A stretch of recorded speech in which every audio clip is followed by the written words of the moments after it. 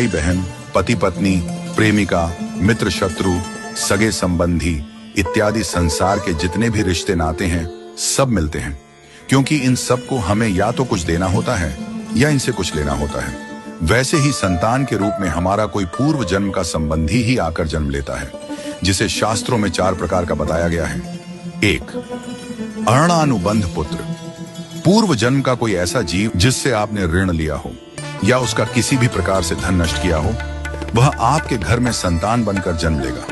वह अपना धन बीमारी में या व्यर्थ के कार्यों में तब तक नष्ट करेगा जब तक उसका पूरा हिसाब न हो जाए। 2. शत्रुपुत्र।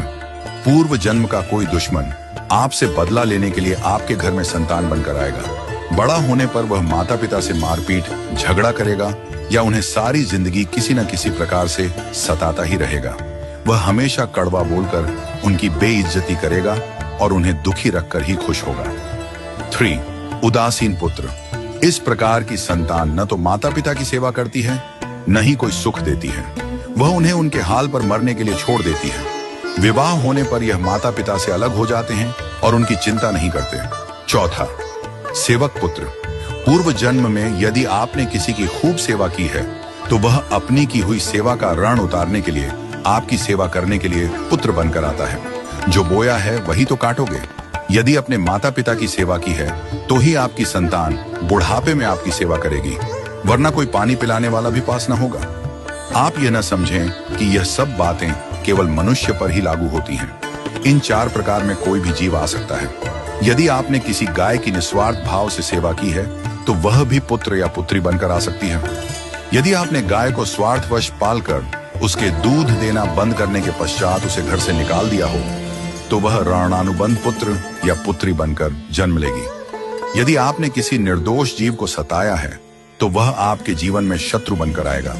इसलिए जीवन में कभी किसी का बुरा न करें, क्योंकि प्रकृति का नियम है कि आप जो भी करोगे उसे वह आपको इस जन्म में या अगले जन्म में 100 गुना वापस करके देगी।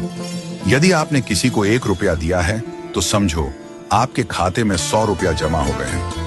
यदि आपने किसी का 1 रुपया छीना है तो समझो आपकी जमा राशि से 100 रुपये निकल गए। जरा सोचिए, आप कौन सा धन साथ लेकर आए थे और कितना साथ लेकर जाओगे। जो चले गए वे कितना सोना चांदी साथ ले गए।